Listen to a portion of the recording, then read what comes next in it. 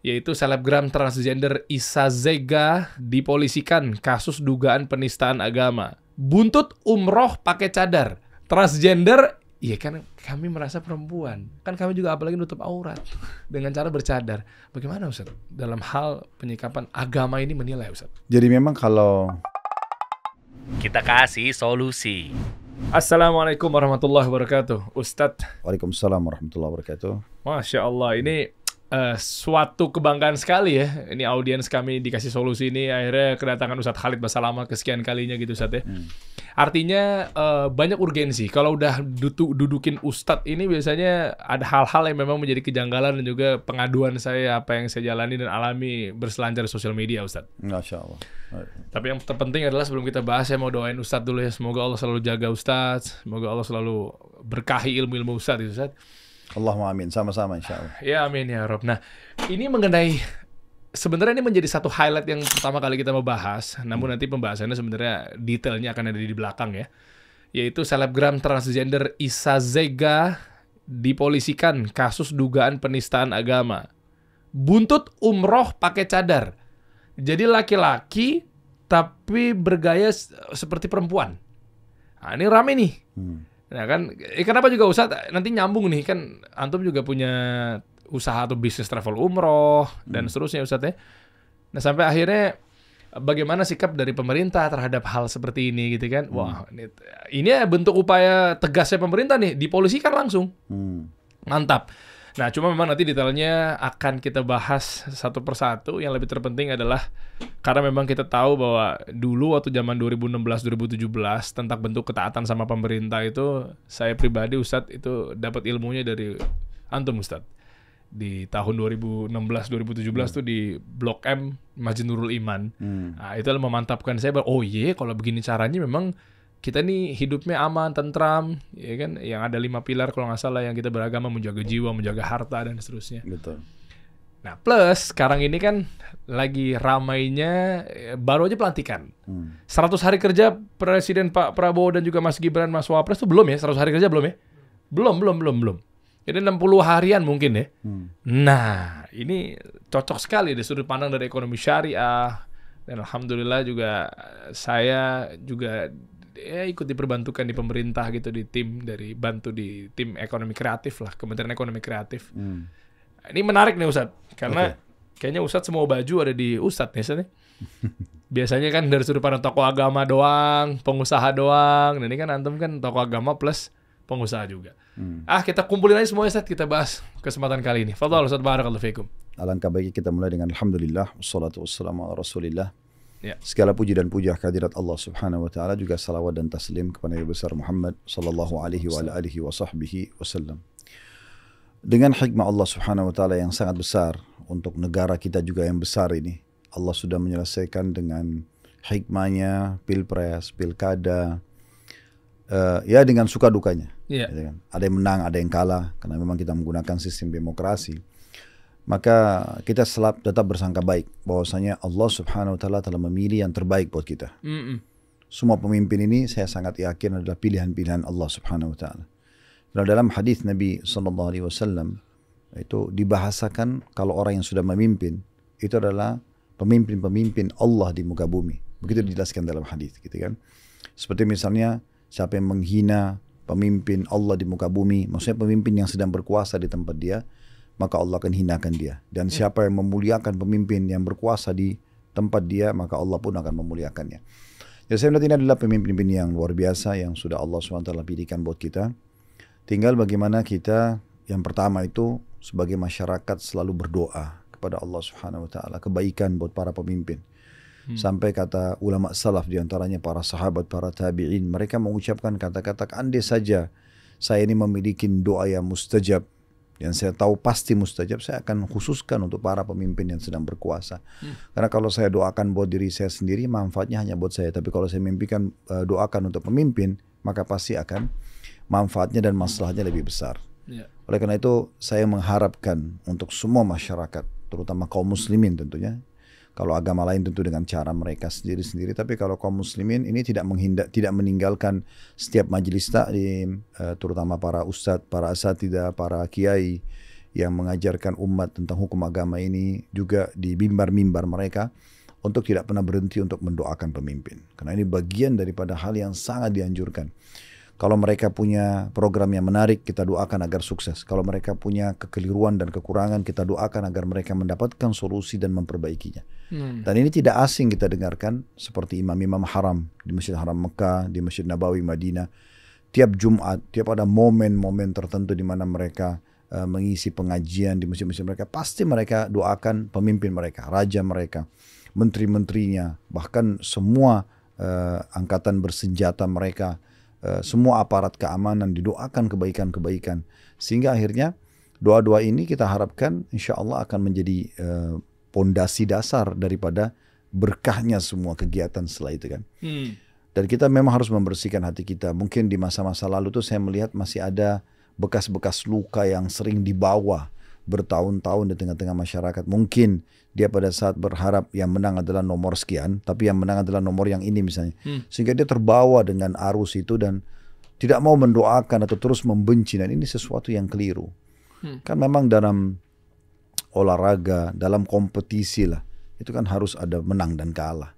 Nah yang menang itu dia tidak bersombong diri, tapi dia justru menunjukkan dia merangkul semua pihak, dan yang kalah memberikan dukungannya, gitu kan, memberikan dukungan pada yang sudah menang dengan sportivitas. Nah ini yang mungkin perlu kita hidupkan. Jadi selain doa, kita berikan dukungan-dukungan positif terhadap program yang sudah ada, gitu ya.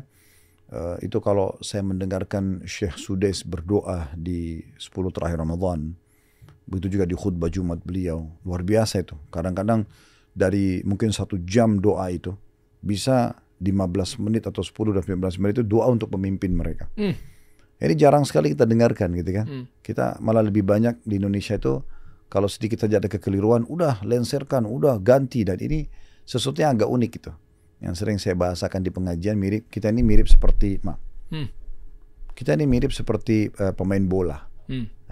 Penonton bola, tepatnya penonton bola.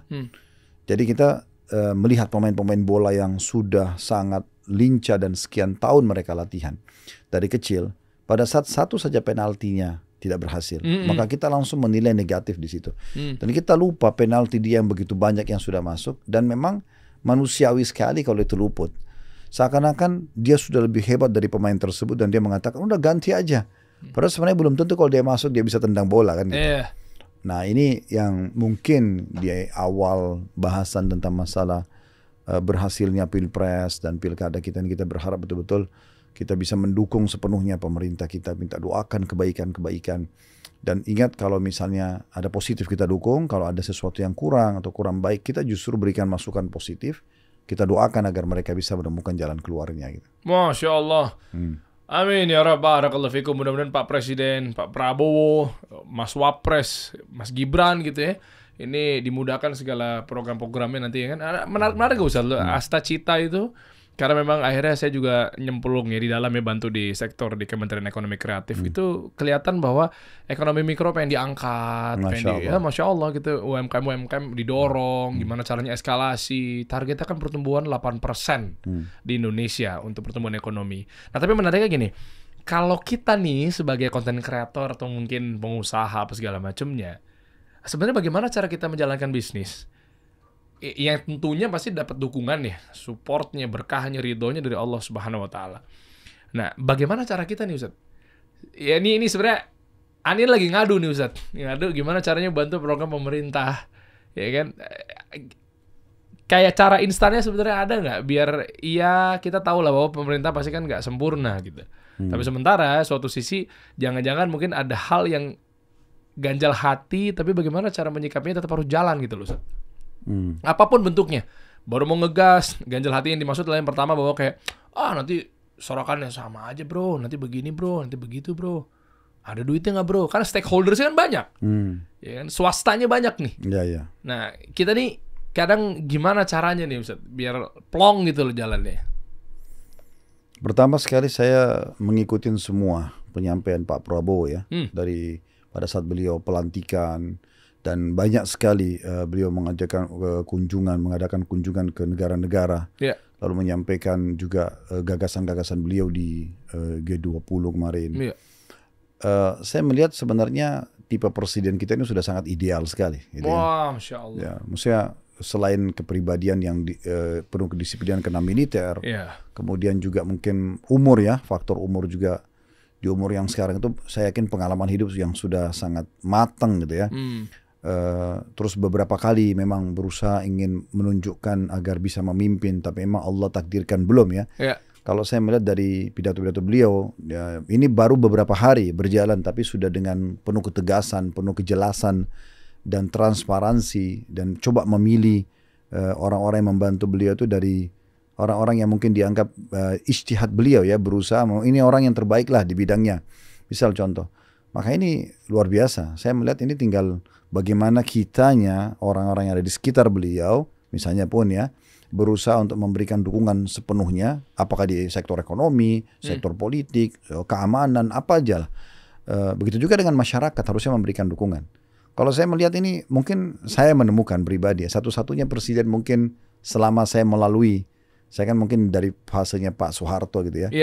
Karena Pak Soekarno mungkin tidak kita dapatkan karena faktor umur, maksudnya umur kami gitu ya. Tapi dari Pak Soeharto terus sampai ke beliau ini, saya belum pernah temukan ada presiden yang memuji semua presiden sebelumnya gitu kan, berterima kasih pada mereka, dan betul-betul beliau membahasakan saya bukan karena saya ini sehingga saya disambut oleh negara-negara luar dengan begitu meriahnya, tapi karena jasa orang-orang sebelum kita. Terus diajak untuk ayo hilangkan kebencian nih, ini sebenarnya andil-andil mereka banyak, dan ini yang kan selalu kami sampaikan di pengajian-pengajian juga. Ingat sisi positif orang, jangan ingat sisi negatifnya. Positifnya itu perlu kita angkat, perlu kita terima kasih gitu ya. Sampai Umar bin Khattab mengatakan radhiyallahu anhu, saya akan terus berterima kasih seumur hidup saya terhadap seseorang yang mengingatkan satu kekurangan saya.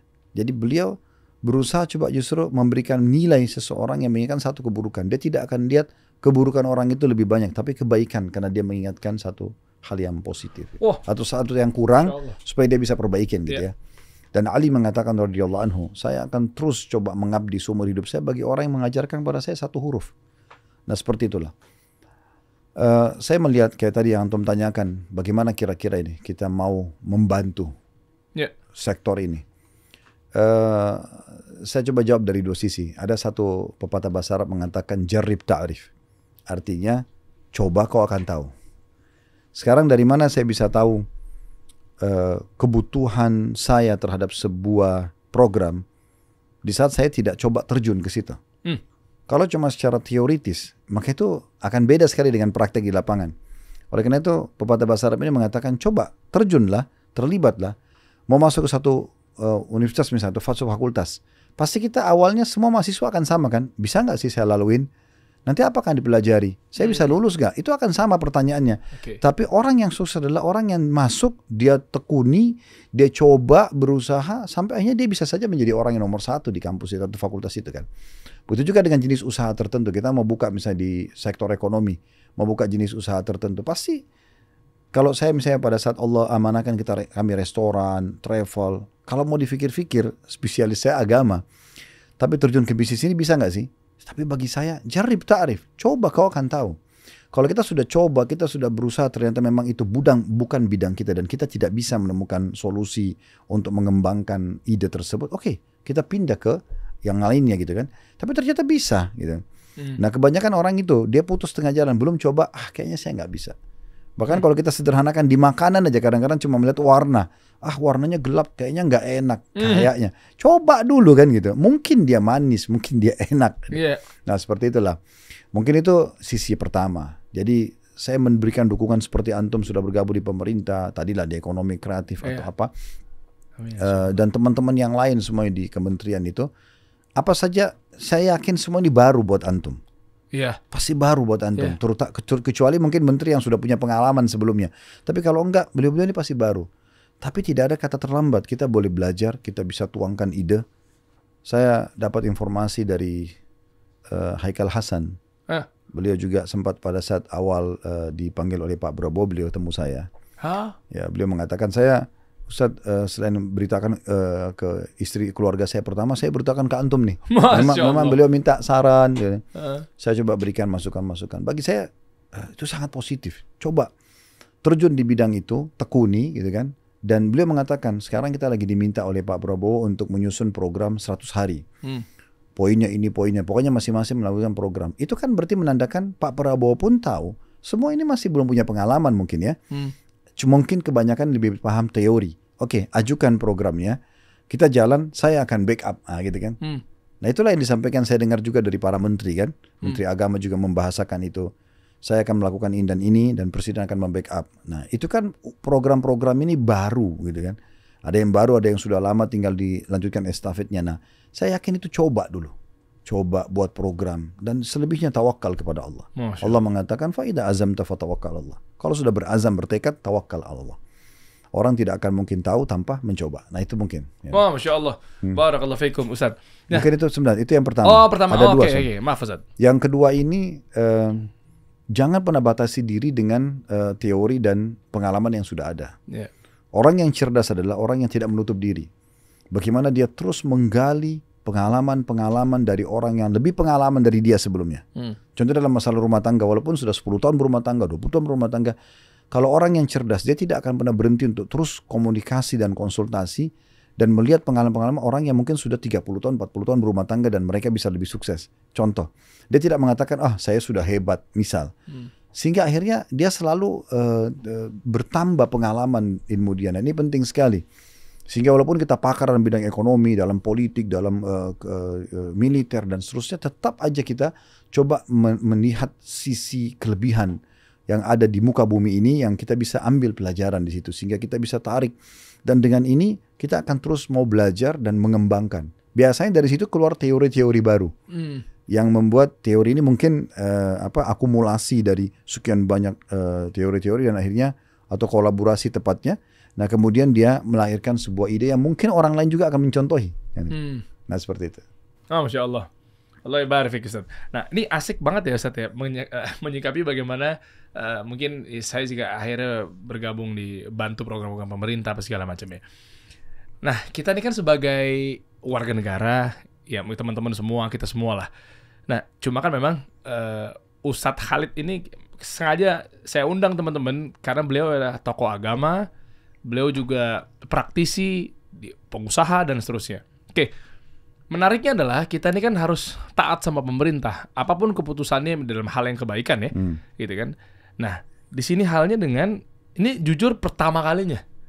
Jadi ini saya benar-benar betul-betul terjun masuk praktisi, praktek, yuk sama-sama support, bantu nyusun program. Dalam hal ini adalah membersamai Bang Menteri Teguh Rifki gitu ya di Kementerian Ekonomi Kreatif dan juga Ibu Wamen, Ibu Airin Umar.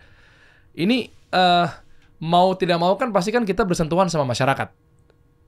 Ada dua pembahasan yang pengen coba nanti Ana gali nih Ustadz. Yang pertama adalah kita nggak bilang semua, tapi umumnya itu mengatakan bahwa udah reaktif dan resisten sama pemerintah, rezim. Ya, udahlah mau gimana pun ceritanya salah aja. Ya pasti begitulah umumnya. Oke. Nah yang kedua adalah ya berarti kan mau nggak mau kan kita harus ada pendekatan kepada masyarakat. Nah saya pribadi ini memang orang yang sama lah bareng sama mungkin Bang Menteri dan lain sebagainya yang sat pengennya kita kan memang juga pekerja Ustaz, kita kan juga pengusaha gitu kan, kita cash flow oriented gitu. Sayang banget nih ini Argo berjalan nih, cost biaya produksi juga berjalan gitu. Nah jadi nggak pengen kebuang waktu lama-lama, ya udahlah kita langsung bikin tim. Kita bikin program, kita kumpulin para konten kreator yang memang akhirnya berkontribusi untuk membangun ekonomi kita nih dan seterusnya dari sektor ekonomi mikro, ekonomi kreatif. Nah singkat cerita, sampailah akhirnya mau nggak mau kita harus bersentuhan sama masyarakat. Yang tadi saya sebagai masyarakat, ya udah sekarang saya harus sama masyarakat. Tapi umumnya masyarakat pasti masih awam mengenai gimana caranya taat sama pemerintah. Mungkin jangan-jangan juga belum nyampe itu dalil. Kita wajib taat sama pemerintah gitu. Nah, sementara gimana cara sikap saya ini Ustadz terkait penyuluhan kepada masyarakat, tapi tetap kita tahu bahwa dia ini memang harus taat. Ayo ikutan sama kita nih. Atau mungkin jangan lihat guanya deh. Atau mungkin gimana cara diplomatisnya kepada para masyarakat. Sehingga kan program juga sama-sama berjalan. Meskipun alhamdulillah pemerintah kita yang sekarang Pak Prabowo kan udah berkolaborasi ya kan. Kita bonding dari awal retreat aja, menteri-menteri wamen-wamen dikumpulin untuk bonding di Magelang apa segala macam. Nah bahasa-bahasa diplomatis apa yang harus saya sampaikan kepada masyarakat yang nantinya akhirnya membersamai program-program kami yang kemarin aja nih lucu ya, terakhir nih, nanti mungkin Ustadz bisa langsung jawab. Begitu kita bilang bahwa konten kreator kita asosiasikan nih, kita gabung sama pemerintah, asik nih. Ya kan, kita dipayungi sama pemerintah deh, terutama dalam hal ini adalah Kementerian Ekonomi Kreatif. Ada aja yang masih bilang bahwa saya berani jamin bahwa kita nih nggak boleh mengkritik. Kita nih konten kreator. Yang notabene-nya memang yang kerjanya kritik pemerintah lewat konten-konten creation-nya dia gitu loh. Nah itu gimana satu? Dan yang kedua, kita ini kan independen, idealis, gitu kan. Memang matching ketika kita dinaungi sama pemerintah di kementerian terkait, yang lu pengen coba inisiasikan ini, tapi sementara kita ini kerjaannya ya bertentangan sama pemerintah. Nah, pertanyaannya simpel. Di negara kita yang demokrasi ini, batasan mana yang mengkritik sama pemerintah? 4 mata yang disampaikan, tapi mereka masih berpikir bahwa kayak didengar aja, kita kayak bisa masuk ruangan menteri aja kita. Nah yang kayak gini-gini nih kita kadang ngerasain nih Ustadz. Wow, harus banyak diplomatis ya. Aku ternyata merasakan apa yang dirasakan oleh Pak Jokowi kemarin gitu. Kan kata kemarin kan belum bergabung dalam pemerintah gitu ya. Itu gimana Ustadz? Wah ini seru nih kayaknya. Ya, jadi karena posisi saya sebagai tokoh agama lah ya. Iya Ustadz. Saya melihat sebenarnya memang penjelasan agama ini bukan hanya sekedar di kelas kampus jurusan agama, bukan juga hanya sekedar majelis ilmu di masjid, tapi memang dia adalah bahan yang harus disosialisasikan. Artinya gini, pada saat tadi antum bertanya misalnya poin, gimana caranya saya membahasakan ke masyarakat, ayo gabung yuk dukung pemerintah. Ya memang harus disampaikan dalil syar'inya. Sampaikan, antum bisa berdalil sebagai seorang muslim, ya ayyuhalladzina amanu atiyullah wa atiyur rasul wa ulil amri minkum. Hai orang beriman, taatlah kepada Allah, taat pada Rasul, dan taat pada pemerintah setempat kalian. Dan bagaimana Nabi SAW mengatakan, ya, as-sam'u wa ta'at, as-sam'u wa ta'at, as-sam'u wa ta'at, taat dan patuh, taat dan patuh. Sampai pernah ada seorang Arab Badui datang kepada Nabi SAW dan mengatakan begini, ya Rasulullah, bagaimana sikap kami kalau ada pemerintah selalu peduli dengan hak mereka dan tidak peduli dengan hak kami? Mereka cuma tahu pikir dirinya, kita nggak dikasih. Apa yang harus kita lakukan? Apakah kita boleh memberontak dari pemerintah seperti itu? Kata Nabi SAW awalnya beralih dari orang ini. Karena Nabi sudah tahu orang ini sebenarnya dia pakai manajemen konflik. Memang dia mau konflik itu. Dia mau jawaban Nabi itu nanti melahirkan konflik. Memberontak aja misalnya. Atau runtui atau turunkan aja, lensirkan. Nabi SAW alihkan. Tiga kali orang itu mengejar Nabi. 3 kali pun Nabi menghindar sampai terakhir Nabi mengatakan taat dan patuh. Walaupun punggungmu dipukul, walaupun hartamu diambil. Hadits ini sering disampaikan oleh beberapa asatidzah kita, para kiai kita. Tapi kadang-kadang tidak diceritain awal kronologis hadits, ke akhir aja gitu kan. Sehingga orang bisa salah paham dengan, masa sih punggung kita dipukul, harta kita diambil, kita tetap harus patuh. Masa kita kasih aja nih harta gitu. Nah kan di sini ada penyebabnya. Orang ini memang bertanya karena dia mau konflik. Orang ini memang maunya Nabi itu berikan, udah berontak aja. Padahal Nabi itu bukan itu yang Nabi inginkan. Nabi mengatakan patuh dan taatlah, gitu kan? Seperti itu poinnya. Jadi sebenarnya kita perlu menyampaikan dari dalil syar'i. Antum bisa meminta dari para asatidzah, para kiai kita, tolong bisa nggak disusunin saya 1 lembar, misalnya 1 lembar aja, nggak usah 1 artikel yang atau makalah gitu. Dalil tentang wajibnya patuh pada pemerintah. Dan tidak masalah pada saat ketemu dengan tokoh-tokoh masyarakat atau antum sedang berkumpul dengan masyarakat untuk satu program, disampaikan. Kami dari pihak pemerintah, ya, dan apalagi saya selaku seorang muslim, mau mengajak Bapak Ibu sekalian untuk bisa bergabung dengan program-program pemerintah ini. Dan itu sesuai dengan agama kita sebagai seorang muslim. Allah berfirman, Rasulullah bersabda. Karena saya menemukan setiap menyampaikan dalil-dalil itu kayak bicara dengan hati manusia. Kenapa seorang pemabuk, seorang pejudi, seorang pelaku kriminal besar bisa tiba-tiba taubat dan akhirnya mereka meninggalkan perbuatan kesalahan? Hanya dengan mendengarkan sebuah ayat atau sebuah hadis. Karena wahyu itu bicara dengan hati manusia. Jadi sudah saatnya memang sekarang pihak pemerintah pun itu memang menggunakan dalil karena tidak bisa dipisahkan antara pemerintahan dengan agama. Kita bukan sekuler. Sekuler itu memisahkan agama sama pemerintahan. Tapi kalau kita tidak, maka kita perlu melibatkan dalil-dalil syar'i kepada mereka. Sehingga mereka tahu ini bukan hanya sekedar program pilihan, tetapi dukungan Anda terhadap dukungan Anda sebenarnya. Dukungan Anda terhadap program yang ada, maka itu berarti Anda sedang menjalankan ketaatan terhadap perintah agama karena taat pada pemerintah. Kan gitu.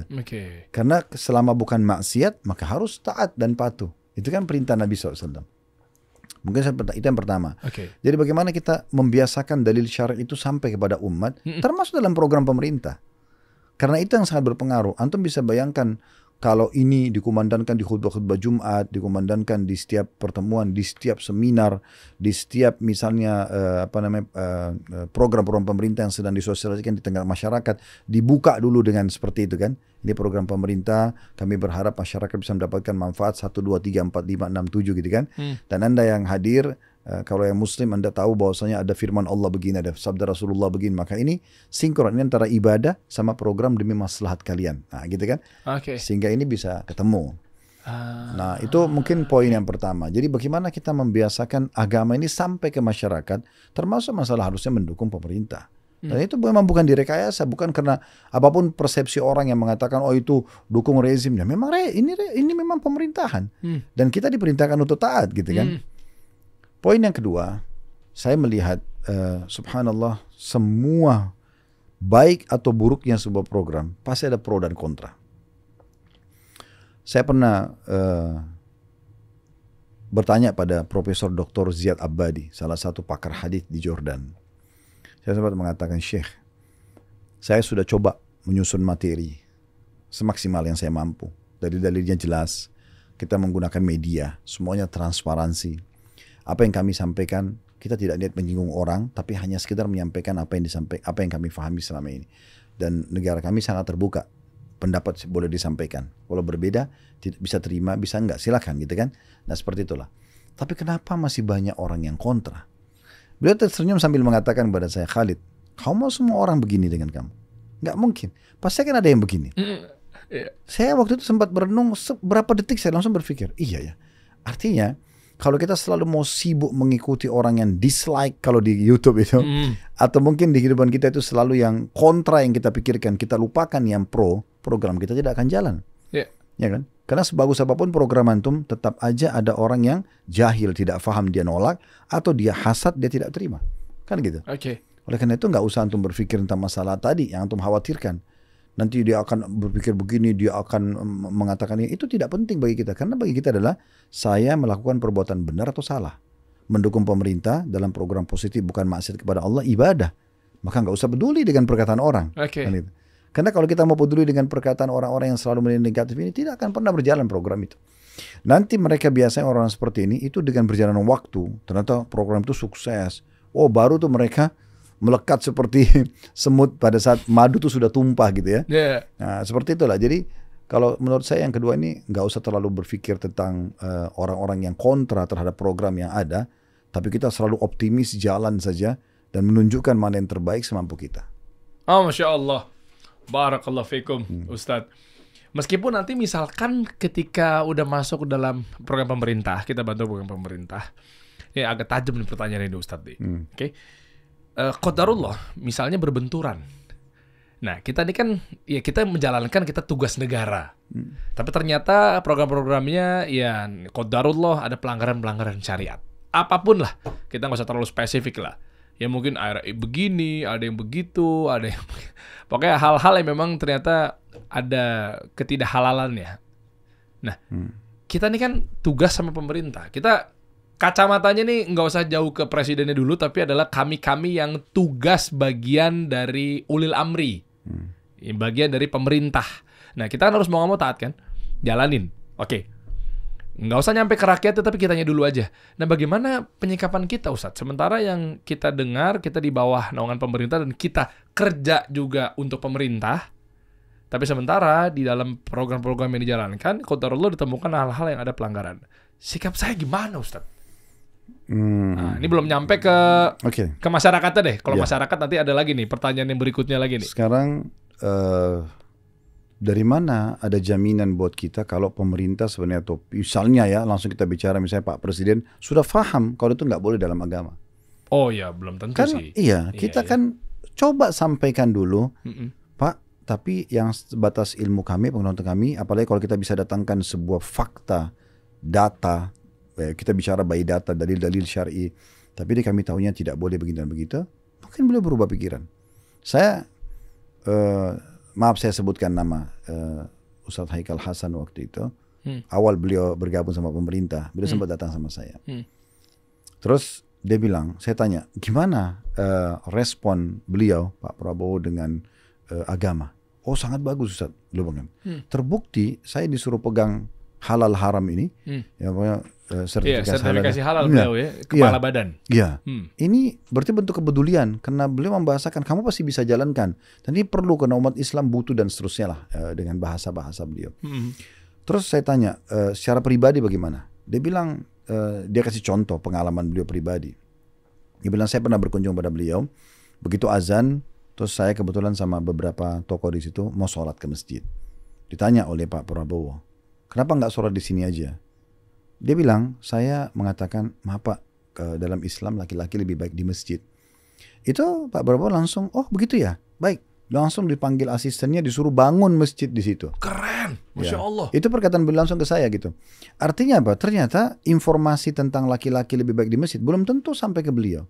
Dan begitu sampai, karena beliau ada pedulian dengan masalah ini, beliau peduli dengan itu. Sama kasus beliau bahasakan juga, beliau masuk ketemu kan itu ada anjing, kan? Terus kemudian kata Ustadz Haikal dan teman-teman yang lain, kadang-kadang anjing lewat ini kita angkat kaki. Ditanya sama beliau, kenapa? Ya karena ini kan ada najisnya anjing ini. Oh berarti ini dalam Islam tidak boleh, tidak boleh.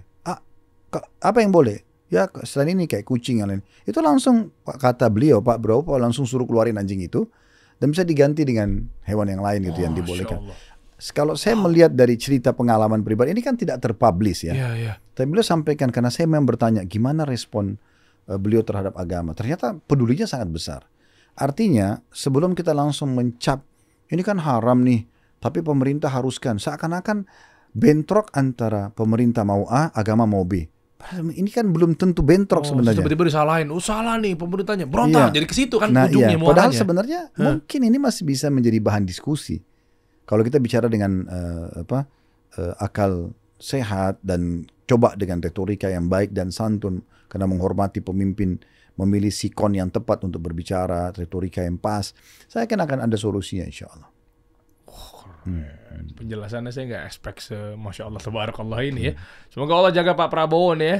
Hafizahumullah ta'ala buat Pak Presiden, Pak Wakil Presiden dan seterusnya.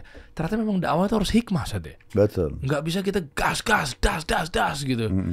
Nah kalau mau agak lebih tajam lagi, berarti istilahnya kita nggak bisa gampang untuk haram, neraka kamu. Itu nggak bisa tuh saja. Karena kebanyakan orang tidak paham. Kan itu. Bagaimana waktu kasus sederhana di masa Nabi SAW, Nabi lagi duduk bersama para sahabat. Antum bisa bayangkan kalau kita hadir di saat itu. Di masjid beliau ada orang Badui datang, tiba-tiba buka celana, kencing. Di depan orang semua. Kira-kira secara akal sehat, orang ini sengaja atau jahil? Kan bisa dua persepsi kan? Bisa saja dia memang iseng, mau nunjukin kesombongannya kalau dia mau kotorin rumah Allah. Atau memang dia jahil, cuma salah satu dari dua. Dan pada saat sahabat melihat, mereka langsung memahami opsi yang pertama. Kayaknya orang ini sudah paham nih, tapi dia sengaja mau kotorin masjid. Maka mereka tuh kayak marah, mau nunjukin emosi, mau lampiaskan. Tapi Nabi SAW melihat dengan opsi yang kedua. Orang ini gak paham. Nabi SAW kasih sahabat untuk tenang.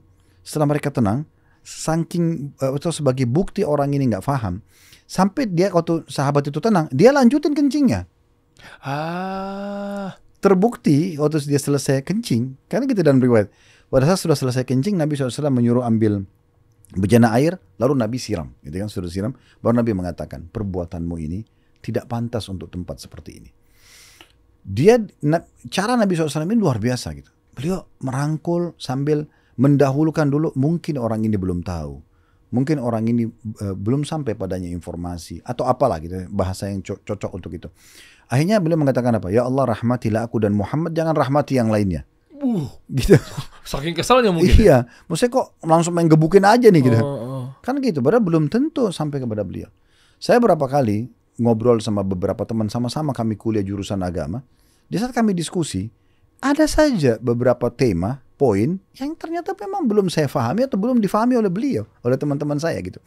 Dan kita diskusikan, oh saya baru tahu ya, dari kitab mana ya, kitab ini. Jadi bukan mustahil, masih banyak yang belum diketahui.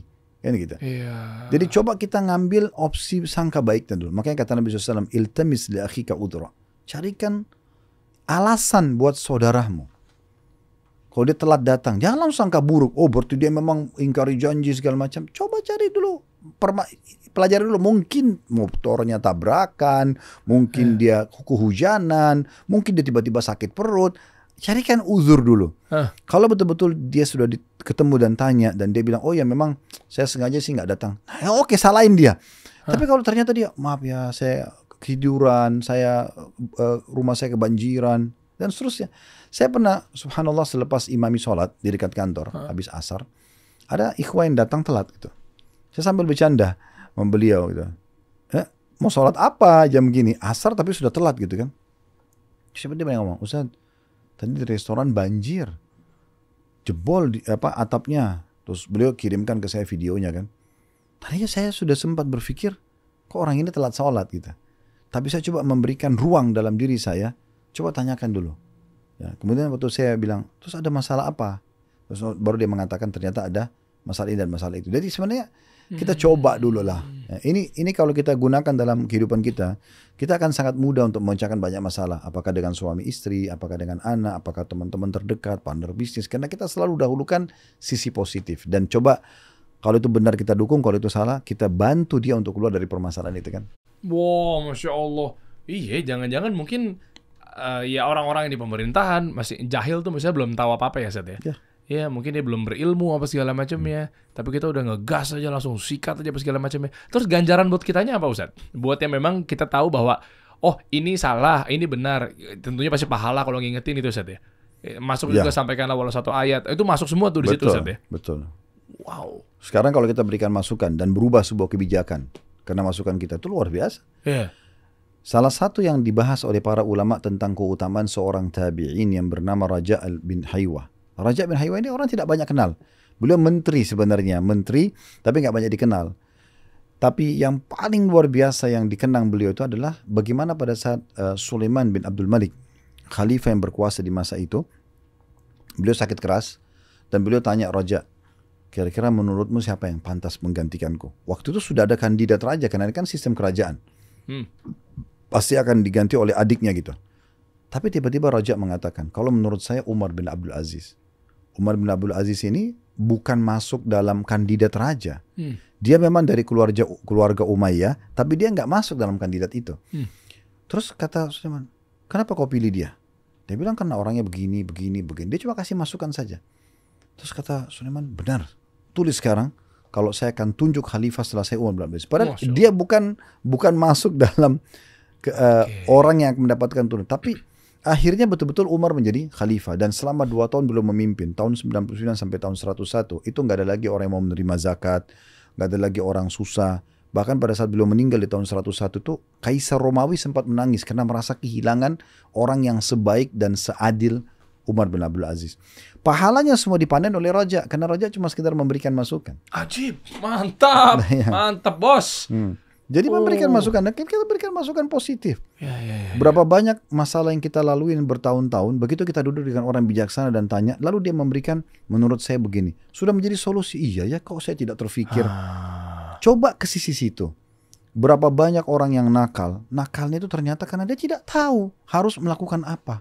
Gitu contohnya. Ternyata setelah kita rangkul, kita berikan masukan, kenapa kamu nggak begini, kenapa nggak seperti ini. Kadang-kadang kalau kita bahkan bahasakan, kenapa kamu lakukan? Iya sih saya salah. Tapinya itu dia butuh jawaban.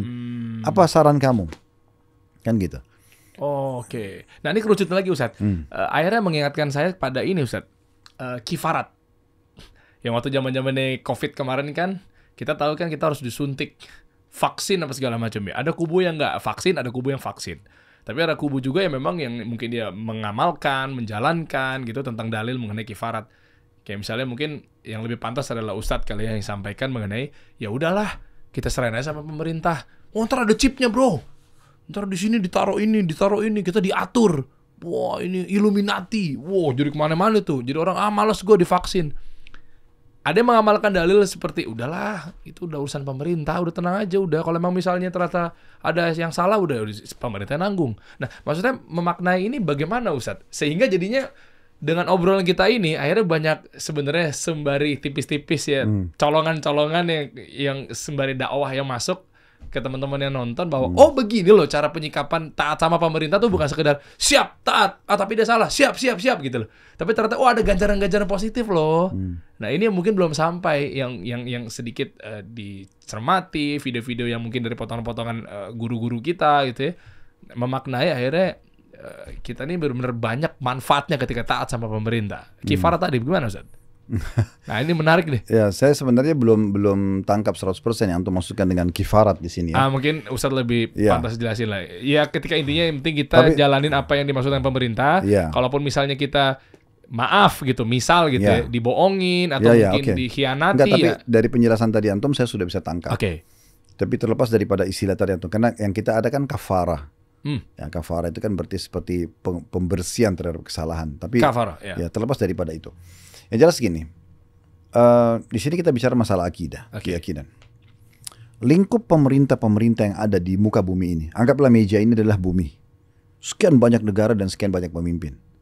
Ini manusia seperti kita. Lingkup mereka ini seperti lingkaran-lingkaran yang sangat kecil dibandingkan dengan kerajaan yang sangat besar milik Allah Subhanahu wa Ta'ala. Ini bicara masalah akidah dulu ya.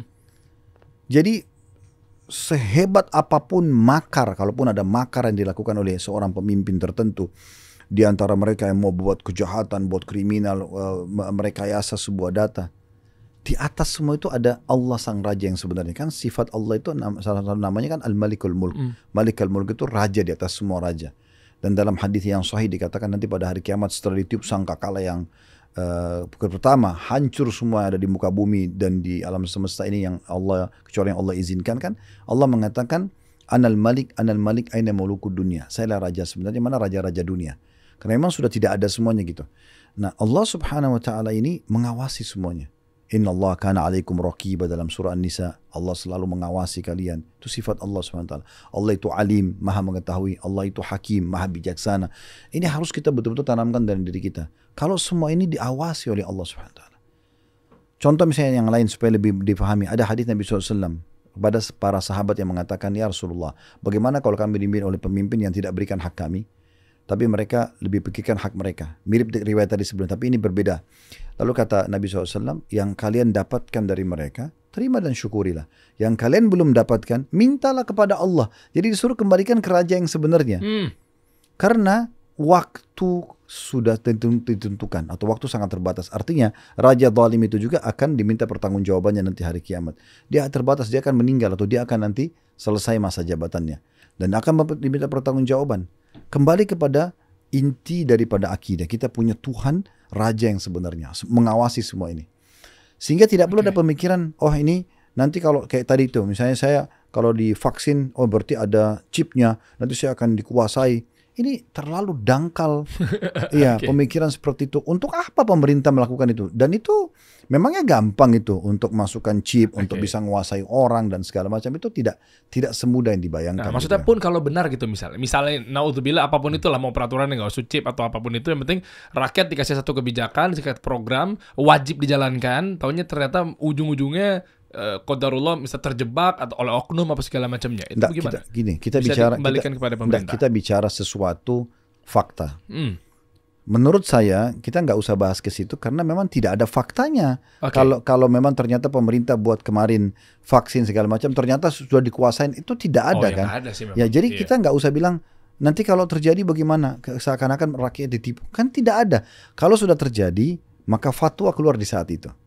Fatwa itu kan sesuai dengan kasuistik. Kita nggak bisa keluarin bagaimana kalau seandainya terjadi begini, bagaimana fatwanya. Itu nggak bisa kita jawab karena memang belum terjadi. Ghaib. Iya, kalau sesuatu sudah terjadi baru kita bisa menyampaikan fatwanya. Oh ini boleh atau ini tidak boleh, atau apa solusinya dalam gambaran agama, supaya tidak terlalu kemana-mana memecah konsentrasi umat ini kan gitu. Udah fokus saja kepada sesuatu yang real depan mata. Gitu. Masya Allah. Menarik ya diskusi mengenai penyikapan, karena memang taat sama pemerintah itu bukan yang ngomong, bahkan levelnya udah firman Allah ya Ustaz ya. Ya taatilah Allah, Rasul dan pemimpin kalian apa segala macamnya. Nah, definisi menasihati empat mata Ustaz. Ini akan nyambung sama, nih ada dua keresahan tapi Anda gabung dalam satu ya. waktu itu kan saya pernah dipanggil sama Pak Prabowo atau menjabat menjadi Kementerian Pertahanan ya, beliau Menteri Pertahanan saat itu. Waktu itu beliau mengumpulkan, kita ini emang udah ada wacana pengen dilindungi hak-haknya sebagai pekerja lepas. Freelancer, content creator, di media digital, apa segala macamnya gitu kan. Nah ini gimana caranya, ini kan bagian dari pertahanan negara. Salah satunya apa? Ya udah coba dikumpulin dong biar lebih sehat nih medianya. Jadi penyebar hoax, mungkin dia nggak tahu tapi ikut-ikutan riding the wave gitu istilahnya. Ikut-ikutan, wah ikutan deh biar jadi konten edukator gitu ya. Jadi viral di TikTok, wah dia kan banyak ya tips and trick apa segala macamnya. Tapi ternyata beritanya salah. Atau mungkin memang sengaja dia ini pakar hoax gitu, memang mau merusak aja. Nah itu akhirnya singkat cerita kita dikumpulin. Di situ pun saya duduk lah. Mungkin sama orang-orang yang nggak disukain sama ya follower saya apa segala macam gitu Ustadz. Akhirnya sampailah di titik yang wah lu mah duduk-duduk sama orang-orang yang begini, orang-orang begitu gitu dan seterusnya gitu ya. Iya karena memang ya artis terkenal pun juga pasti ada hatersnya. Nah, saya sempat berpikir gini Ustadz. Kayaknya harusnya bersyukur ya. Kita-kita ini yang melek akan ya praktisi, sebagaimana mungkin saya juga pendosa tapi kita mengamalkan belajar agama ya kan, konotasi hijrah atau apapun itulah bentuknya bisa nyampe ke pemerintahan. Nah yang sampai akhirnya ujung-ujungnya bisa nasihatin empat mata apa segala macam. Nah penyikapan dalam hal ini apa yang mungkin saya harus sampaikan atau mungkin ya menyikapi lah orang-orang yang akhirnya ujung-ujungnya, nah nih kita nih udah saatnya bisa nasihatin empat mata nih ke pemerintah nih. Nah, apakah bilang begitu gitu Ustadz ke orang-orang atau segala macamnya? Atau seperti apa? Soalnya ini dua kakinya kan sering terjadi. Sekarang saya baru masuk. Ya sebenarnya tayangan ini tayangan episode Dery curhat gitu. Biar teman-teman menjadi saksinya nih. Dery curhat gitu. Kita nih gimana nih Ustadz? Oke, kita jawab dari dua sisi ya. Tapi tolong diingatkan supaya dua sisi ini tidak terlupa. Oke. Yang pertama itu bagaimana memahami dalil tentang menasihatin pemerintah dengan empat mata. Empat mata. Terus yang kedua, bagaimana kalau seandainya kita diundang di satu acara dan ternyata di situ berkumpullah kayak tadi posisi antum konten kreator misalnya, dan di situ ternyata berkumpul antara orang yang pernah mencela agama, orang yang pernah membela sebuah konten yang maksiat kepada Allah. Ada juga mungkin konten kreator yang bagus banget, edukatif gitu. Berkumpul semua ini, tapi kita diundang. Gimana menghadapinya? Nah ini kan, dua sisi ya. Betul, kan poinnya kan di situ bisa jadi mungkin saya diplomatis buat ngegocek sana gocek sini, ujung-ujungnya ini saya akan nasihatin nih. Tapi kan dihajar sama mereka ujung-ujungnya nyampe ke sana kan, ke sana gimana gitu loh. Tenang men. Meluapkan emosi ya. Oke. Jadi yang pertama memahami hadis Nabi SAW gitu kan.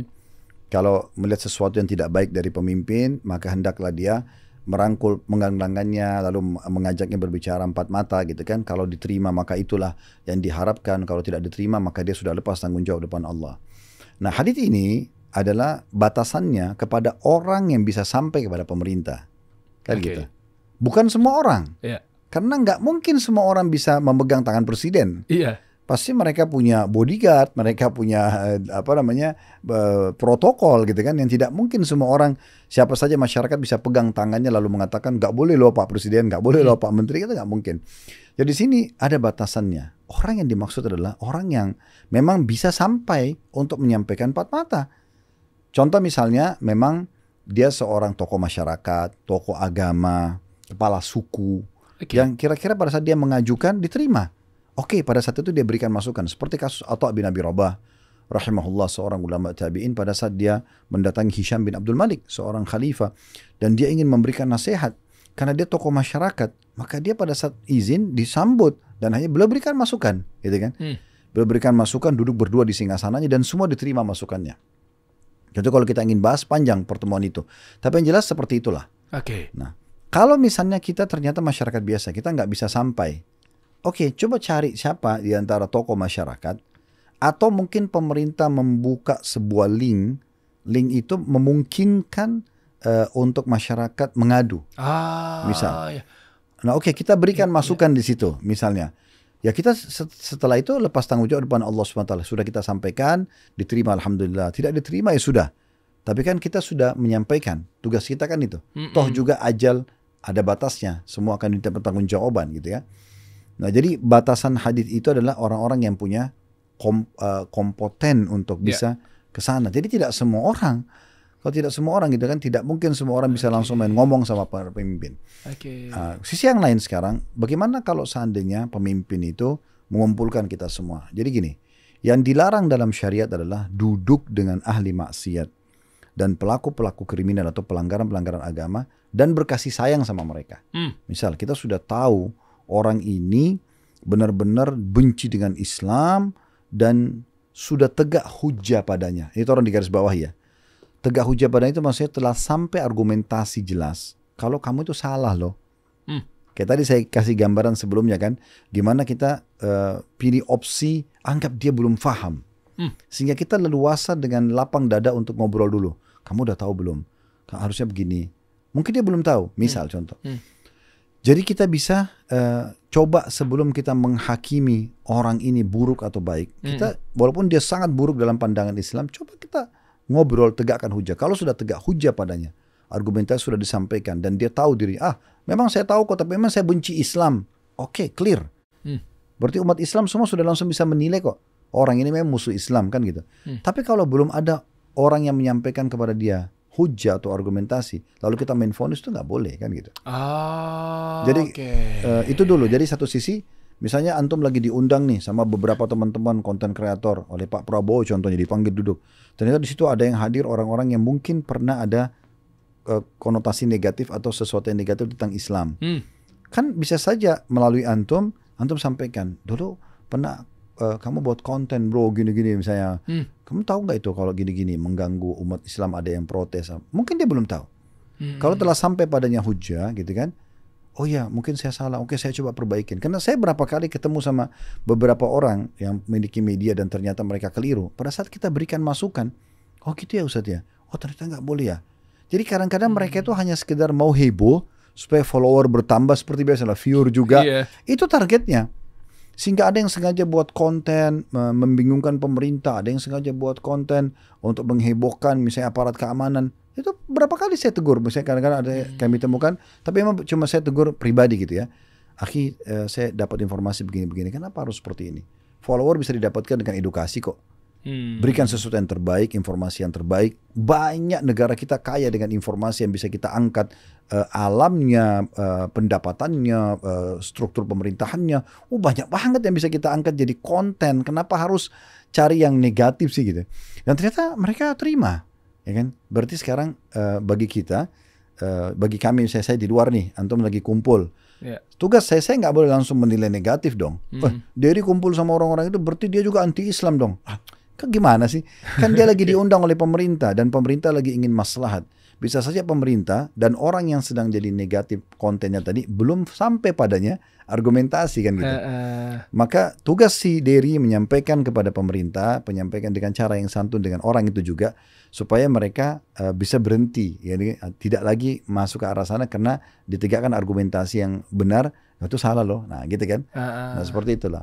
Oh, Masya Allah. Barakallahu fikum. Ternyata Islam ini, apa ya, kenapa juga alasannya kenapa saya ngundang Ustadz Khalid Basalamah, teman-teman, semoga Allah jaga beliau. Moderat sekali ya, indah sekali ya, moderasi ya. Islam ini tengah-tengah gitu loh Ustadz. Ya kan, balance gitu. Jadi nggak juga yang kanan banget, nggak juga yang akhirnya jadi liberal banget, berantakan misalnya. Bayangkan, akhi, kalau seandainya semua orang yang dianggap jahat misalnya, dijauhi, langsung divonis jahat. Maka siapa yang mendakwahi dia? Kenapa Allah SWT masih mengutus Nabi Musa dan Nabi Harun untuk dakwah Fir'aun? Fir'aun sudah jelas ngaku sebagai Tuhan. Kan bisa saja Allah udah putusin aja lehernya, selesai. Maksudnya Allah tahan, dia nggak bisa nafas aja gitu kan. Udah mati kan, gampang banget gitu. Tapi Allah tunjukkan kepada kita sebuah pelajaran penting. Fir'aun sekelas ngaku Tuhan pun harus tegak dulu hujah padanya. Sampaikan, tapi setelah Fir'aun membangkang tidak mau, ya udah Allah tenggelamkan kan gitu.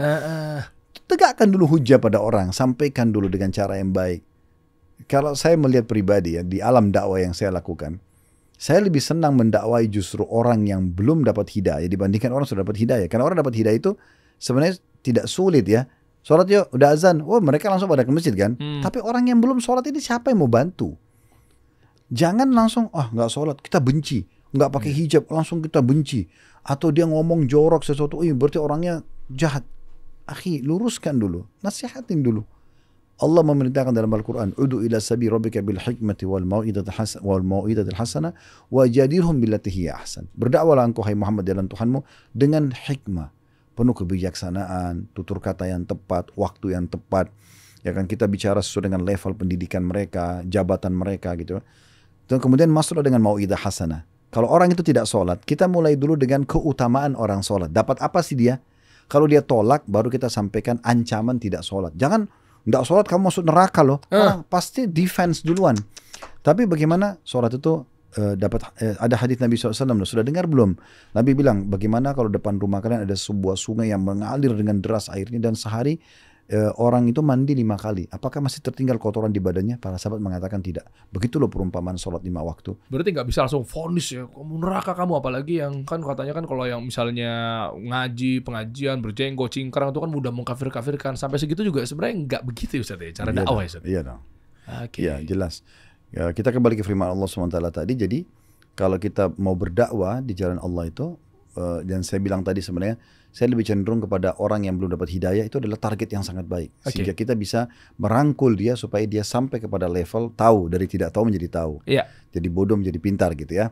Nah, jadi kita sampaikan dengan hikmah, bicara sesuai dengan sikon yang tepat, bahasa yang tepat sesuai dengan level pendidikan dia, jenjang jabatannya, ekonominya dan seterusnya. Kemudian mau'idah hasanah adalah menyampaikan keutamaan dulu dari sebuah amal sebelum ancamannya. Nah, kalau sholat misalnya tadi, kalau dia tidak sholat, jangan langsung mengatakan kamu kalau tidak sholat masuk neraka. Tapi kita sebutkan dulu tentang keutamaan sholat. Nah, bagaimana tadi hadis yang sudah kami sampaikan. Setelah itu baru kalau dia nolak, baru kita katakan, nah kalau tidak sholat itu nanti ada ancaman hadisnya begini dan begitu. Nah, kalau dia tetap berdebat, maka Allah mengatakan wajadilhum billati hiya ahsan. Kita boleh berdebat, tapi sebatas menegakkan hujjah saja. Dengan sangat baik. Sudah, kalau kita tahu orang ini ternyata sudah kita sampaikan, ini nggak boleh loh, ini dalilnya, ini sekian. Dia tetap ngotot dengan kesalahannya, ya udah kita tinggalkan saja. Oh, meninggalkan perdebatan. Itu lebih maslahat dibanding ini malah jadi mudarat lebih Ya, besar. karena memang dia sudah sampai pada sebuah titik di mana dia tidak mau menerima. Maka kan berarti sudah tidak ada pintu untuk kita bisa menegakkan hujah lagi. Gitu. Oke, mantep nih. Jadi beneran sesi kali ini episode Dery curhat dong kayaknya. Dery mau curhat nih dong nih Ustadz gitu ya. Kenapa? Sebenarnya ini pembekalannya adalah ketika saya pribadi Ustadz masuk ke pemerintahan apa segala macam, bantu program-program pemerintah, program presiden lewat kementerian terkait gitu kan. Ini kan memang ini ya, udah keburu panik duluan Ustadz, udah capek kemana-mana, lelah apa segala macam ya gitu kan, sehingga jangan sampai ini kita nih gak maksimal gitu lah. Apalagi kan Pak Prabowo targetnya kan ekonomi pertumbuhannya kan dengan kalau bisa lebih cepat lebih baik gitu ya. Nah sama halnya dengan mungkin teman-teman saya lagi merasakan bahwa oke, kerjaan hektik, penuh, usaha, pengusaha, Ustaz juga kalau boleh tahu berapa perusahaannya ada berapa totalnya? Beliau pengusaha, enggak ada travel umroh, ada restoran, ya kan itu enggak puyeng tuh Ustaz yang ngatur Ustaz. Ya alhamdulillah lah. Bisa. Itu kan. Sama halnya dengan kayak saya pribadi habis syuting podcast, harus kita ke naungan asosiasi konten kreator apa segala macamnya. Artinya adalah ini bisa dibilang mungkin fisik kita nih apa ya, banyak berkurang tuh, kelemahan daya tahan tubuhnya apa segala macamnya. Nah, jadi buat teman-teman semua, artinya kalau sekarang berpikir bahwa ngapain kita mikirin kesehatan? Kalau sakit mah sakit aja. Kalau mau mati mah mati aja. Kan banyak begitu Ustaz ya. Umur kan juga udah diatur apa segala macamnya. Namun mungkin kan tetap kita harus ikhtiar. Makanya tadi Ustaz juga jelaskan gimana caranya, bukan jangan sampai tawakal yang salah apa segala macamnya. Nah, sebenarnya ada solusi nih buat teman-teman semua yang merasakan seperti kesibukan kayak saya yang bisa dibilang luar biasa. Gimana cara tetap fit buat teman-teman pengusaha? Ada satu bisa dibilang vitamin booster atau infus vitamin, dan juga ini termasuk nih contoh ikhtiar kita nih Ustaz. Ya buat teman-teman semua. Caranya gimana? Kemarin waktu kita berangkat umroh, itu juga pasti tahu lah, kita udah posting juga di sosial media. Saya sama teman-teman dan juga jamaah yang lainnya itu melakukan satu suntik vitamin. Cakep nih. Jadi ini ada namanya vitamin Ultimate Shield ya. Tentunya ini kandungannya paling lengkap, 12 multivitamin berfungsi untuk meredakan letih dan juga capek dari perjalanan kita nih jauh, kerja di mana-mana apa segala macamnya. Nah, ini semuanya tergabung ada di Bumame. Nah, ini teman-teman nanti lihat videonya nih. Nah, gimana caranya? Ya, pokoknya mau itu aktivitas, mau umroh, mau tawaf, mau sa'i apa segala macamnya dan lain sebagainya. Terutama buat pengusaha nih. Kenapa? Karena di saat menjalankan usaha juga pasti kan ketika kita telat makan ya asam lambung naik, atau mungkin jet lag karena berbeda waktu antara Indonesia sama Saudi misalnya, atau jalan-jalan panjang apa segala macamnya. Sebelum berangkat aktivitas, ini kalau dari saya saranin adalah cukup infus saja 15-20 menit. Nah ini langsung fit, insya Allah mau ibadah, mau cari nafkah dan lain sebagainya, itu gas aman total. Nah jadi buat teman-teman semua, ini vitamin D Bumame ya, ini bisa didapetin dari rumah, tinggal duduk manis, beliau yang datang, mereka yang datang. Jadi dikirimin langsung ya nakesnya, datang secara gratis, biaya transportasinya semuanya aman. Nah ini se-Jabodetabek, dan juga ini yang pasti dilakuin 2-7 hari sebelum berangkat umroh juga bisa. Bisa tes lab atau untuk cek kesehatan 1 bulan sebelum berangkat kita beraktivitas apa segala macamnya, safar perjalanan jauh juga ada. Ingat ya, semuanya ada di Bumame. Ya, gimana caranya? Langsung aja nih, terutama sekarang juga lagi diskon buat kalian teman-teman yang mau perjalanan jauh, mau umroh apa segala macam, langsung aja scan QR-nya ada di bawah ini nih. Linknya juga ada di bawah ini semua. Nah ini sama seperti Ustadz juga kan juga praktisi pengusaha apa segala macamnya Ustadz. Ada niat untuk safar jauh-jauh perjalanan, tahu-taunya jangan-jangan ibadahnya nggak keterima seperti berita yang ada di heboh yang ada di media-media ini Ustadz. Mungkin saya juga nggak mau vonis ya Ustadz. Wah kamu ini begini, kamu kan laki-laki, kok dandannya seperti perempuan, apa segala macamnya. Nah, ini nyambung juga nih Ustadz. Berita yang seperti ini nyampe ke Ustadz? Ya. Nah, nyampe ya. Selebgram transgender Isa Zega dipolisikan kasus dugaan penistaan agama, buntut umroh pakai cadar. Ini kan udah di ujung obrolan nih Ustadz. Sebenarnya nanggung kalau kita jawab nih kayaknya lebih mantap nih obrolan kita Ustadz. Karena yang tadi dibahas adalah bagaimana sikap kita berusaha, membangkitkan ekonomi, menyampaikan, berdakwah meskipun tipis-tipis, cara bijak, sampai akhirnya juga aktivitas meningkat. Nah kayak gini-gini juga akhirnya mereka menganggap bahwa akan kita niatnya baik beribadah. Sampai halnya izin Ustadz, duit korupsi dipakai buat haji, duit korupsi dipakai buat umroh. Tapi ternyata balik lagi, tadi Ustadz mengatakan jahil, awam, mungkin jangan-jangan dia bodoh, belum tahu ilmunya apa segala macamnya. Jangan-jangan mungkin ini belum tahu ilmunya juga Ustadz. Transgender, iya kan kami merasa perempuan. Kan kami juga apalagi nutup aurat dengan cara bercadar. Bagaimana Ustadz dalam hal penyikapan agama ini menilai Ustadz? Jadi memang kalau orang itu sudah melakukan satu perbuatan dan itu pelanggaran agama, siapapun yang melihatnya melakukan perbuatan tersebut punya kewajiban mengingatkan tentunya, menegakkan hujah. Kasus misalnya seorang laki-laki menyerupai perempuan atau perempuan menyerupai laki-laki ini tidak asing dalam hukum syariat Islam. Dan para ulama seperti Imam Adz-Dzahabi rahimahullah, kemudian Syekh Muhammad At-Tamimi, Syekh Muhammad Munajjid dan banyak penulis buku yang menulis khusus judul namanya Al-Kabair, dosa-dosa besar. Itu mereka masukkan dalam kategori dosa besar. Beranjak daripada hadits Nabi SAW, Allah melaknat laki-laki menyerupai perempuan, perempuan yang menyerupai laki-laki, kan gitu. Jadi memang ini sesuatu yang darurat lah dalam agama yang harus difahami. Dan Allah Subhanahu Wa Taala memang menciptakan cuma 2 jenis, min dzakarin wa untha, laki-laki dan perempuan. Dimulai dari Nabi Adam dan istrinya Hawa alaihissalam. Memang tidak ada jenis kelamin ketiga. Dan kita tidak boleh memang mengubah jenis kelamin yang sudah Allah berikan kepada kita. Walaupun sebenarnya memang ada kadang-kadang faktor-faktor internal dan eksternal. Internal itu contoh misalnya dalam rumah tangga itu biasanya karena si ayah sama ibu ini kebetulan punya 3 anak laki-laki. Mereka pengen sekali punya anak perempuan. Terus Allah kasih anak perempuan. Nah, kita bicara ini kalau keluarga yang belum paham agama ya. Kemudian mereka coba biarkan si anak perempuan yang lahir yang keempat ini, anak keempatnya, untuk selalu interaksi sama kakak-kakaknya yang laki-laki. Bermain bola, berpakaian seperti laki-laki. Ini memang faktor internal yang nanti membuat dia merasa seperti laki-laki. Jadi kebentuk ya. Dan lahirlah secara internal di dalam rumah tangga itu lesbi. Karena dia merasa dia laki-laki. Sehingga dia nanti perlu menggauli wanita kan gitu. Nah sama juga sebaliknya kalau misalnya suami istri punya anak 3 perempuan, mereka pengen sekali punya anak laki-laki, terus anak keempat misalnya anak laki-laki, terus mereka biarkan anak laki-laki ini main sama kakak-kakak perempuannya, didandani lah dan segala macam. Muncullah dia tumbuh besar merasa seperti perempuan, seperti kakak-kakak dia, dan ini terjadi homoseksual kan gitu. Ini biasanya secara internal. Kalau eksternal biasanya pergaulan. Nah tapi ini kita bicara dulu tentang masalah dasarnya. Dalam agama harusnya sudah difahami masalah. Tapi kalau ada orang yang betul-betul memang tidak faham ya, masalah ini sehingga dia transgender misalnya, dan belum ada yang menyampaikan hujah pada dia, ya kita berharap semoga Allah maafkan. Tapi kalau sudah ada yang tegak hujah padanya, sudah disampaikan itu nggak boleh loh, itu gini loh. Tapi saya suka kok, memang saya maunya begini, terserah orang mau nilai apa. Nah ini baru sudah tegak hujah padanya. Ini berbahaya ya. Karena orang seperti ini sudah jelas dicatat dosa dan sangat dekat dengan hukuman Allah Subhanahu wa taala. Nah, kita tidak tahu nih kasus beliau ini memang dianya sudah faham atau belum faham.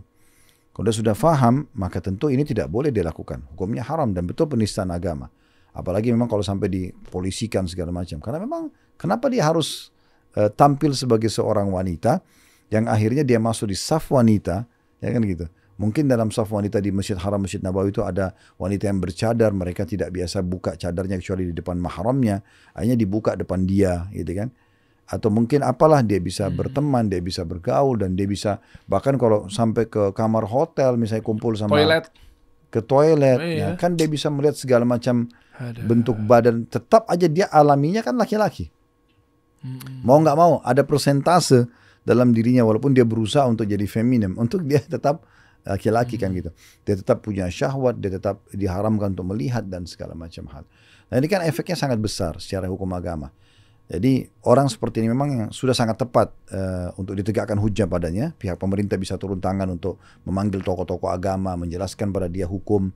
Kemudian juga mungkin pakar apalah medis ya, mungkin psikolog misalnya dipanggil untuk memberikan gambaran bagaimana sebenarnya secara penelitian ilmiah pun kalau itu salah gitu-gitu ya.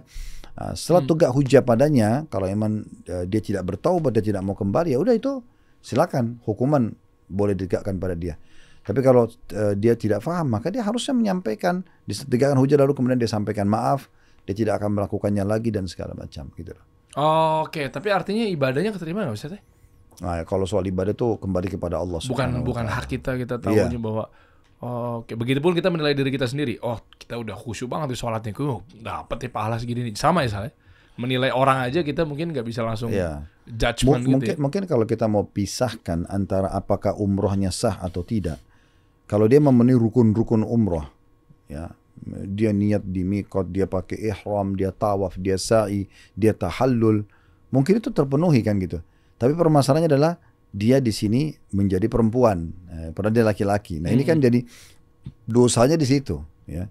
Maka ini Allahu a'lam memang butuh mungkin lebih bijak kita bicara sama Majelis Ulama Indonesia. Mereka bisa diskusikan di antara para ulama-ulama kita. Kemudian mereka akhirnya mengeluarkan sebuah fatwa penjelasan kepada masyarakat, itu jauh lebih baik daripada mungkin hanya sekedar individual begini lalu kemudian kita langsung memvonis seseorang. Saya melihat lebih bijak kita libatkan saja MUI. Gitu kan. Sehingga MUI ini bisa betul-betul memberikan jawaban yang jelas sebagai sebuah fatwa.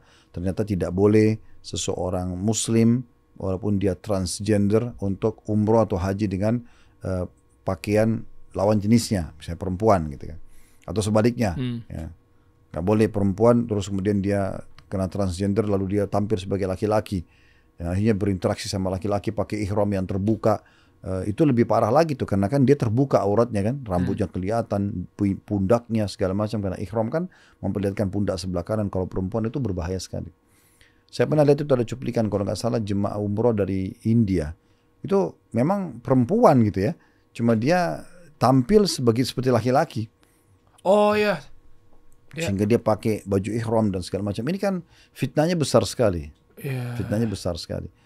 Jadi menurut saya Allahu a'lam ditegakkan hujah, pemerintah turun tangan, dan saya yakin juga di peraturan pemerintah kita kalaupun sudah dipolisikan pasti kan ada tetap proses ya. Proses itu mungkin ditanyain, dideteksilah kira-kira sebabnya apa dan segala macam, apa ada maksud atau tidak. Apakah dia merasa bersalah atau tidak, adakah orang yang menuntut atau tidak, dan seterusnya lah, sampai hanya ditegakkan apakah dia harus dipenjarakan atau tidak. Tapi dipolisikan ini kan sudah satu langkah yang positif kalau menurut saya, karena itu tahapan pertama untuk teguran buat dia. Pemerintah serius, masyarakat ada yang tidak setuju, nah tinggal nanti apakah dia merasa bersalah atau tidak. Setelah tegak hujah padanya, dia merasa dia meninggalkan, dia minta maaf pada masyarakat, minta maaf pada umat Islam. Ya kan, karena ini, nah itu mungkin perlu dilakukan. Wah, Masya Allah, barakallah fikum Ustadz. Mungkin di ujung sebagai untuk penasehat lah ya, nasihat kami apa segala macam gitu ya, buat teman-teman pelaku usaha. Ini kita kerucutkan aja nih, buat konten kreator, pelaku ekonomi kreatif gitu dan seterusnya gitu ya, pengusaha, ekonomi mikro, UMKM apa segala macamnya. Mungkin Ustadz bisa tambahkan sebagai penutup di ujung obrolan juga ya, mengenai ya sebenarnya kami ini gimana caranya kita bisa cepat dapat cuan, simpelnya begitu ya. Tapi tetap kita nggak main terabas sana terobos ini, sehingga tetap kita membersamai juga keberkahan dari Allah Jalla wa'ala dan lain sebagainya. Nah ini nasihatin buat kami sebagai pengusaha nih Ustaz. Jangan sampai akhirnya boleh nih, gini doang simpel, kan itu juga wajib berlindung. Akhirnya jadi pembenaran bahwa kayak, oh ini kan maslahat kali, kan gue nyari nafkah ibadah, jadi ya udahlah, ini fikih nih. Wah ini fikih berarti kan bukan masalah pokok agama, cabang ini. Nah yang kayak gini-gini kan, apakah kita bisa bermudah-mudah batasan-batasannya ini? Sementara mungkin jangan-jangan kita gagal menjalani usaha gara-gara taunya kita nggak dapat keberkahan gitu ya Ustaz. Jadi yang pertama itu kembali ke ulama. Iya. Harus kembali kepada para ulama karena mereka lebih faham agama. Di saat kita butuh sebuah fatwa, kita butuh sebuah solusi dalam pandangan agama, tanya pada mereka. Saya mau buat konten nih sebagai sebuah konten kreator atau sosok konten kreator, maka saya bertanya konten ini boleh nggak? Ya. Saya sampai hari ini kadang-kadang masih ditanya oleh misalnya sama Denny Sumargo, padahal beliau itu orang non Muslim. Ya. Tapi karena beliau pernah kirimin ke saya, Ustadz ini boleh nggak sih menghina agama nggak sih? Ada iklan gitu kan, iklan yang beliau buat kebetulan sama istrinya, padahal beliau non Muslim. Tapi saya melihat kok ini terjadi pada orang non-muslim ya. Harusnya orang non-muslim ini faham. Mereka saya tidak katakan diri saya seorang alim, tapi mungkin di posisi dia merasa, oh ini orang faham agama, boleh nggak sih? Dan setelah saya kasih masukan, beliau terima, gitu kan? Sebaiknya jangan dibuat konten begitu, karena konten itu nanti akan menyakiti perasaan umat Islam, misalnya contoh. Padahal walaupun cuma iklan AC kan, contohnya. Jadi memang kembali kepada ulama itu poin penting. Saya rasa pemerintah juga sudah memberikan contoh kan dalam masalah penentuan Ramadan, Lebaran, Idul Fitri, masuknya bulan Zulhijjah, Idul Adha ya, Idul Fitri Idul Adha, kemudian apalah itu kan kembali kepada MUI dan Kementerian Agama juga dilibatkan. Nah itu sudah ada contoh dari pemerintah. Sebaiknya memang kita kembali kepada para ulama-ulama kita. Mungkin itu yang pertama.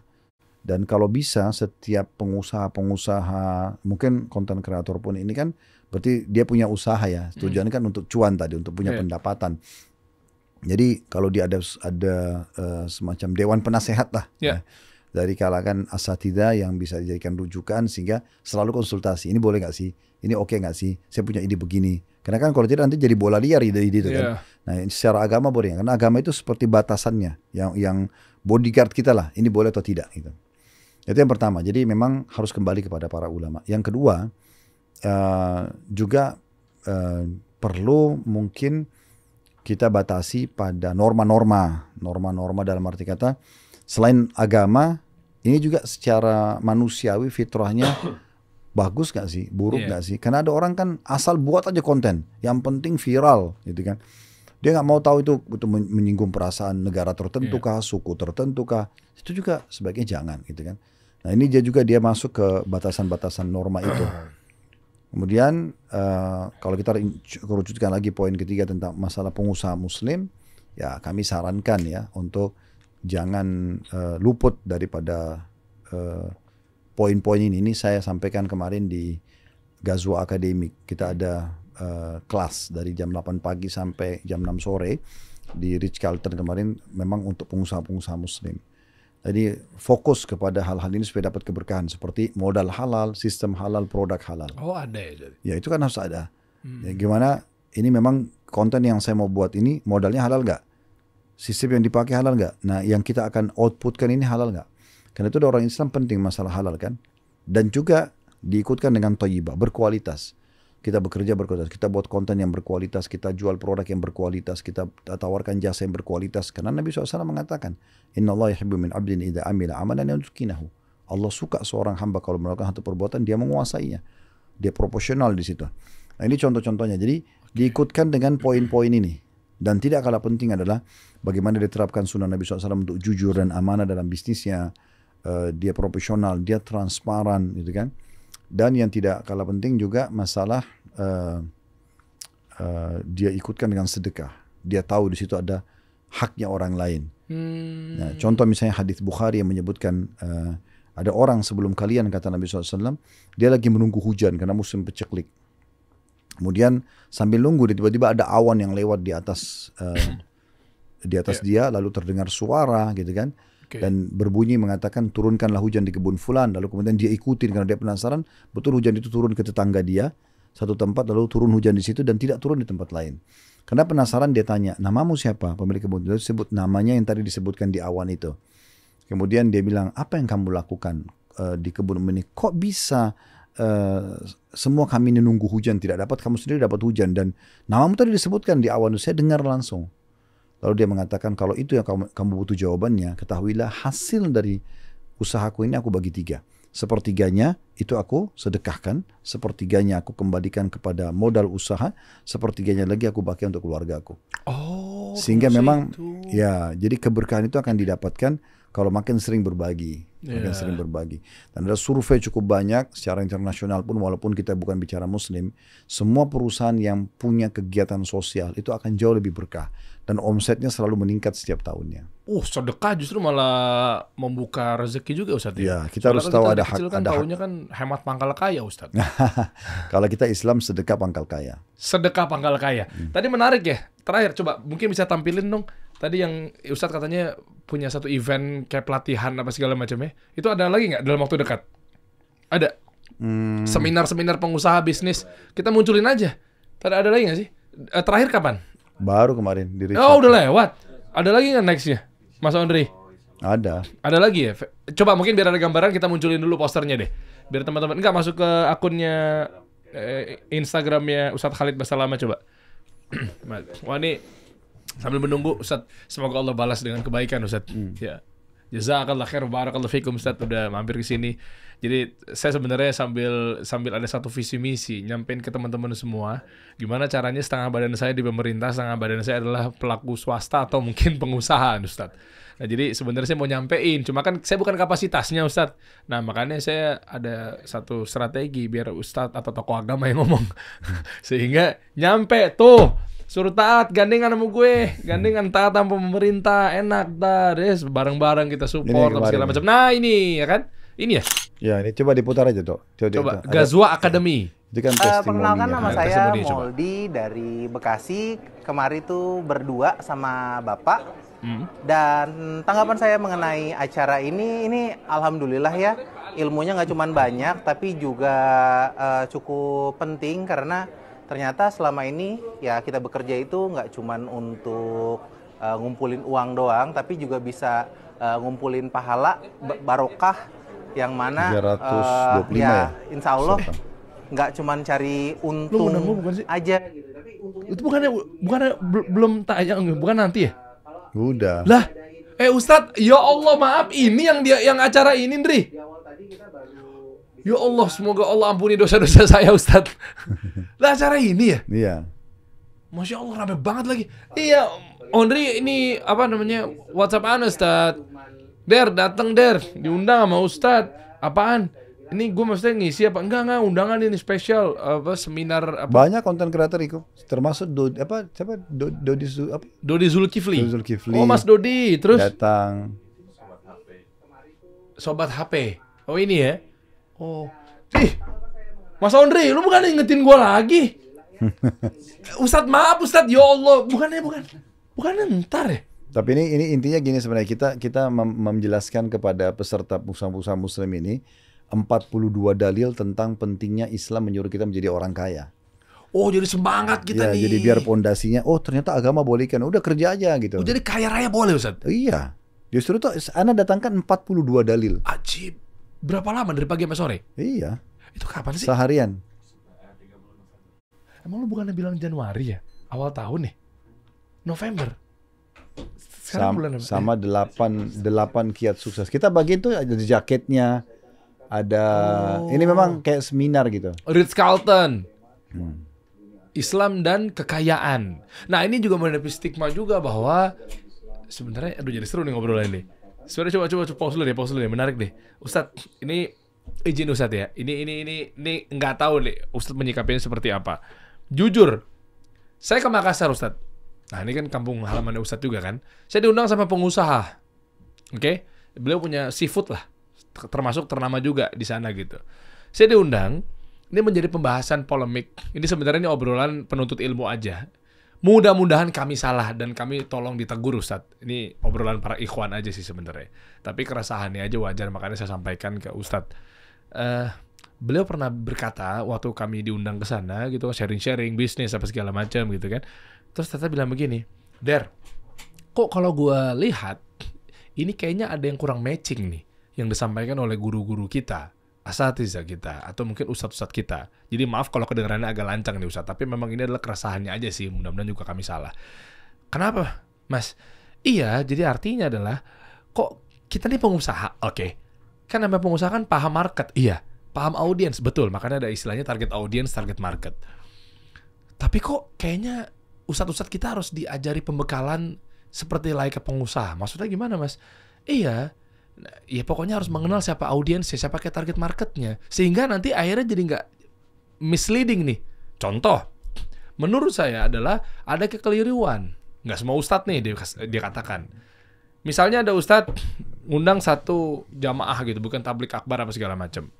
Harusnya ustadz itu tahu. Begitu datang, dicek dulu audiensnya, paham audiens, know your audience. Apa itu? Oh, yang datang bawa mobil apa bawa motor? Atau mungkin maaf, atau pada naik angkot nih. Nah, begitupun sebaliknya. Kalau naik mobil begini, naik yang angkot begini. Akhirnya makin gerucut obrolannya. Harusnya gimana? Nah, yang umumnya sekarang terjadi adalah nggak paham audiensnya, nggak paham jamaahnya. Jadi begitu ceramah, yang datang taunya naik angkot semua. Apa coba dalil yang disampaikan oleh para beliau-beliau itu? Ya, dunia ini sementara. Taruhlah dunia ini adalah di bawah telapak kaki kita. Hina. Nah, akhirnya menjadi pembenaran buat orang-orang yang datang yang, ya maaf ya, yang datang mungkin dia kaum duafa, miskin, atau datang naik angkot. Oh iya bener ya, berarti kita ya udah gini-gini aja, kona aja Ustaz ya. Nah begitu pun sebaliknya, begitu ada Ustaz ini diundang di orang-orang kaya, Masya Allah tabarakallah tuh, ya akhi lihat Abdurrahman bin Auf, Abu Bakar sedekah tuh dengan semua hartanya. Beliau akhirnya jadi bener nih, ajib bener juga ya. Kok akhirnya ustaz-ustaz kita ini harus dikasih pembekalan target audiens, target market. Kayak kita kan pengusaha kan harus mengenal siapa marketnya. Nah, bagaimana Ustaz menyikapi bahwa harusnya dibalik apa yang beliau sampaikan? Kalau kita tahu audiens kita yang maaf misalnya datang bawa motor, naik angkot, dipacu tuh langsung semangatnya. Bagaimana agama tuh ternyata bolehkan kita kaya. Lihat para sahabat yang sukses apa segala macam. Sebenarnya tergantung tema. Begitu Ustaz ya? Gimana sih? Enggak tergantung tema sih. Tergantung tema apa sih yang mau dibahas. Karena kan agama itu lingkupnya luas sekali. Ya kan kalau yang kaya-kaya kan bisa dibilang bahwa ya akhi dunia ini sementara. Kan cocok gitu Ustaz. Jadi dia sedekah gitu jadinya Ustaz. Enggak maksudnya kayak begitu-begitu Ustaz. Kalau kok ana jadi koreksi kalau saya salah Ustaz. Kok jadi kayak ngebenarin ucapan pengusaha Makassar ini yang kemarin. Iya juga ya. Harusnya kalau begitu datang notabene-nya mayoritasnya adalah orang-orang yang maaf ya mungkin menengah ke bawah, kalangannya yang mungkin ekonominya rendah. Dipacu semangatnya. Begitupun diundang di orang-orang kaya, kajian-kajian pengusaha. Enggak, kalau kajian itu agak susah memang. Gimana, untuk menilai begitu. Kita kan bukan seminar, kita bukan sedang mengisi cuma kelas isi 200-300 orang. Kalau tablik akbar itu kan ribuan datang. Atau imbang Ustaz. Kadang-kadang ada juga orang kaya karena dia daripada macet dia pakai angkot misalnya, atau dia pakai Grab misalnya kan. Kan bisa saja begitu kan. Atau dua-duanya kali Ustaz. Jangan kayak kesana tuh jadi ditelan mentah-mentah nih kayak dunia nih nggak boleh dikejar gitu Ustaz. Nah, yang penting dia bicara dengan bijaksana, dengan ilmu yang pas gitu ya. Kalau aneh sih depan orang kaya atau orang miskin, kalau emang kita bahas tentang masalah kekayaan dengan Islam ya kita jelaskan apa adanya dalilnya. Oke. Sehingga yang kaya makin semangat, yang miskin dia jadi semangat juga untuk kaya. Nah, yeah. Oke. Berarti ini harus sampaikan bagaimana mungkin apakah memang betul seorang dai juga harus dibekali mengenali, maksudnya nggak melulu tentang dunia ini hina, lebih buruk daripada bangkai kambing. Kayaknya kita menakutkan sekali gitu Ustaz. Kayaknya kita nggak boleh kaya gitu. Bang, emang boleh Bang? Sampai banyak nge-DM begitu Ustaz. Emang boleh Bang? Nah itu kemarin kita adakan seminar kan untuk itu. Yes, cakep. Makanya undang Mas Ondri. Ada lagi nggak Ustaz? Kalau mau daftar bisa nggak? Atau kita kumpulin dulu yang gimana cara mau daftar? Kita ada lagi tapi yang angkatan kedua. Angkatan 1 juga kita akan adakan lagi sih. Karena emang materinya kemarin testimoninya semua pada suka. Ajib. Ya sampai mereka bilang harusnya ini kita pelajari dari awal sebelum mulai usaha. Karena kan kita sampaikan 42 dalil tentang bolehnya dianjurkan dalam Islam untuk jadi orang kaya. Plus kita tambah 8 kiat sukses dalam Islam. Poin demi poin gitu dengan contoh-contoh. Minggu depan berarti Ustaz kita bikin lagi Ustaz. Anda moderatorin nih. Biar dapat gratis. Kevin kan hadir jadi host kita. Kevin ya. Oh iya. Lupa Mas. Antum tanya dia nanti Kevin gimana caranya. Aduh, lupa lagi. Tapi ini alhamdulillah kita ada ijazah, Udah kita rumah. ada semua ini kita buat profesional, bintang 5 semua.